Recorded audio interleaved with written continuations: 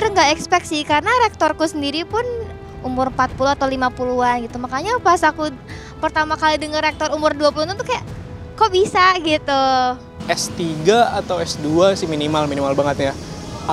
Tapi nggak cuma pendidikan aja, yang penting balik lagi yang tadi aku bilang di wawasan itu juga penting. Rektor itu kan biasanya yang sudah ngambil S1, S2, S3 jadi bisa jadi rektor. Tapi kalau misalnya emang untuk umur segitu dia bisa jadi rektor, ya sebenarnya sebuah keistimewaan untuk dia sendiri ya.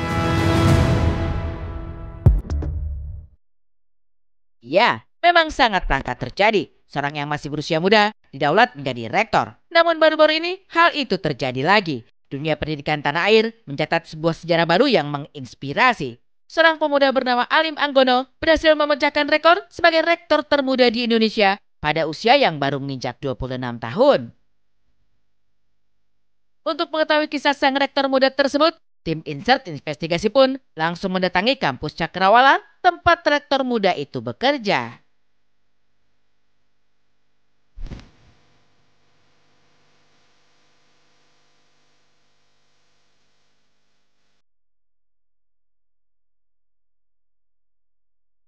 Perasaannya sebenarnya pertama merasa terapresiasi, terima kasih Muri atas anugerah yang diberikan.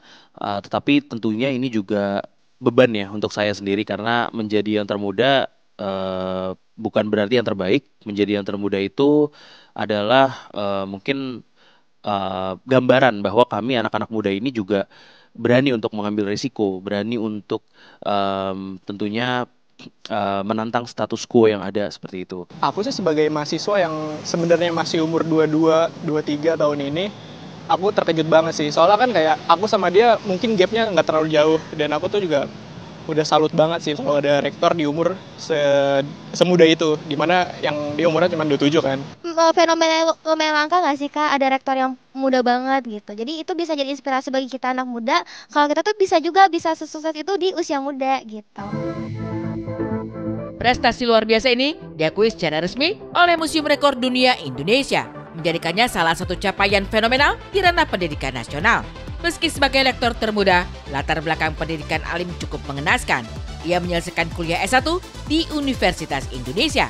Sedangkan untuk studi magister dilakukan di University of Pennsylvania, Amerika Serikat, yang menjadi alma mater tokoh dunia seperti Elon Musk hingga Donald Trump.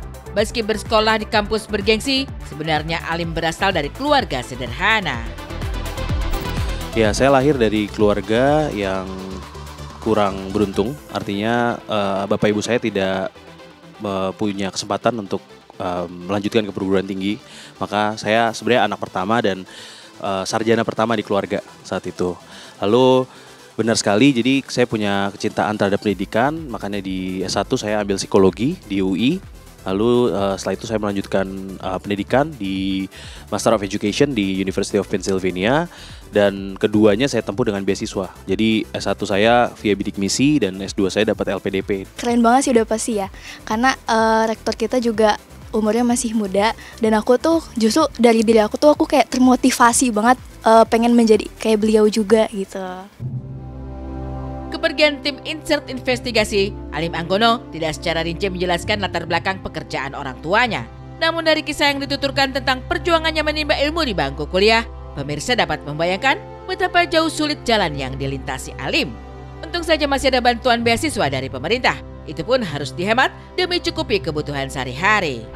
Struggle-nya banyak sih waktu itu. Jadi karena ayah dan ibu saya mungkin pekerjaannya hanya cukup untuk makan kurang lebih gitu ya. Jadi sebenarnya untuk biaya pendidikan sendiri alhamdulillah terbantu dari beasiswa. Dan ya karena uang beasiswa juga secukupnya gitu ya. Jadi saya juga mengatur keuangan, mengatur kebutuhan sehari-hari untuk berkuliah gitu ya dari uang itu aja gitu. Jadi struggle-nya mungkin di bagaimana mengatur keuangan dan berjuang untuk sampai lulus lah kurang lebih. Ya perasaan keluarga sih alhamdulillah senang ya. Pertama kalau dari keluarga sendiri sambutannya positif karena memang mereka mungkin belum pernah terbayang sebelumnya saya bisa ada di titik ini, tapi mereka appreciate lah apa yang sudah saya lakukan gitu. Kebetulan ibu saya sudah meninggal, jadi sambutannya itu positif sekali dan melihat mungkin perjuangan ibu saya dulu gitu. Jadi mereka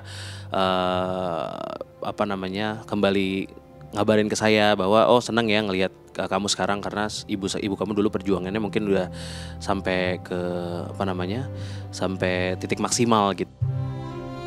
Alim Anggono menjadi contoh nyata bahwa usaha tidak akan mengkhianati hasil. Kegigihannya menyelesaikan pendidikan dengan segala keterbatasan biaya berhasil membawanya ke puncak kesuksesan. Ia tidak hanya menjadi rektor termuda, tapi juga berhasil membangun kampus. Tapi bila ditarik ke belakang, gelar rektor termuda di Indonesia sebelumnya dipegang oleh Risa Santoso yang menjadi rektor termuda di usia 27 tahun. Di tahun 2019, Risa sempat viral setelah prestasinya itu booming di Indonesia. Dosen-dosen lebih tua dari kamu gitu gimana ngadepinnya? So far sih dosen-dosen semuanya oke, cuman gimana caranya komunikasinya lah. Gimana caranya kita bareng-bareng tahu tujuannya apa, komunikasinya mungkin lebih panjang gitu. S1 di? Dulu di UC Berkeley. Oke, S2 Harvard ya? Iya, di Ambil? Harvard. Dulu waktu S1-nya ngambil ekonomi, waktu S2-nya ngambil pendidikan. Ngambil pendidikan. Melihat mulai banyak rektor dipimpin oleh anak-anak muda, lantas pertanyaan yang kerap muncul di benak publik, mampukah mereka mengemban tugas dan tanggung jawab besar memimpin kampus? Dan seperti apa mekanisme dan syarat menjadi seorang rektor yang berlaku di Indonesia? Secara umum mungkin sama, ada beberapa hal yang sama. Misalnya kalau karena ini di Indonesia, warga negara Indonesia, kemudian mungkin ada yang matok umur, ada juga yang enggak ya. Kemudian dari strata gelarnya gitu ya. Jadi di kampus itu kan ada gelar, ada jenjang jabatan. Kalau jenjang jabatan itu yang profesor, lektor kepala, lektor gitu. Itu sangat tergantung pada kampusnya.